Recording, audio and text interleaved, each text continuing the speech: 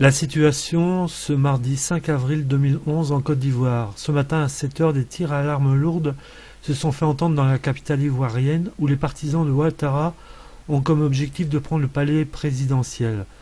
Des militaires français y ont participé avec la mission Licorne.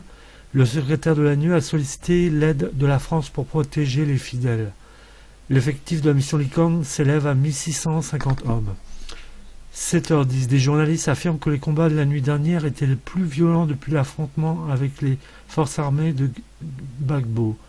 7h30, un proche de Ouattara affirme que le dénouement est proche et que Gbagbo est localisé. 7h50, un conseiller de Gbagbo dénonce l'attitude du président français dans cette guerre pour la prise de pouvoir. 8h15, des affrontements ont lieu tout proche du palais présidentiel d'après un journaliste de l'agence Reuters. À 8h45, Gbagbo négocierait son départ. À 9h20, Laurent Gbagbo est tombé d'après un proche de Ouattara. C'est démenti par la suite par l'ambassadeur français qui affirme que Gbagbo est toujours à Abidjan et qu'il négocierait son départ.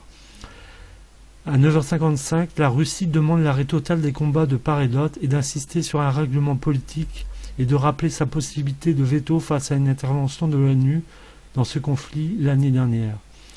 10h50, les hélicoptères de la force Licorne survolent la capitale ivoirienne sans attaquer. La radio principale d'Abidjan est détruite ainsi que de gros véhicules de type pick-up des partisans de Gbagbo.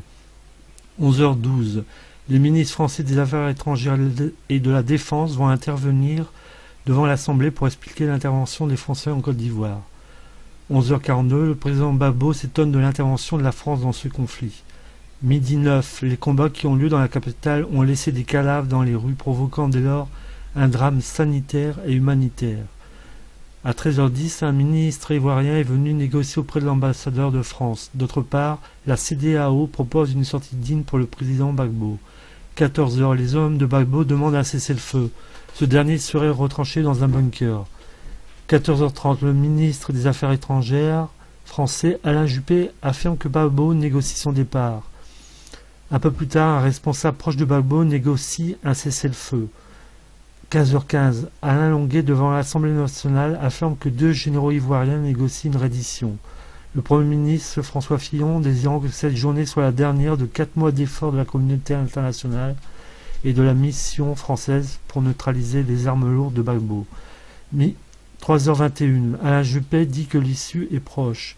15h38, Laurent Gbagbo est en pourparlers avec le chef d'État mauritanien, ce pays exerçant la présidence tournante de la Commission pour la paix et la sécurité de l'Union africaine. À 15h45, Laurent Gbagbo négocie les termes de son départ, a déclaré le porte-parole du président de la Côte d'Ivoire sortante. 16h50, le président Obama demande le retrait immédiat de Gbagbo et de signaler qu'un bain de sang aurait pu être évité.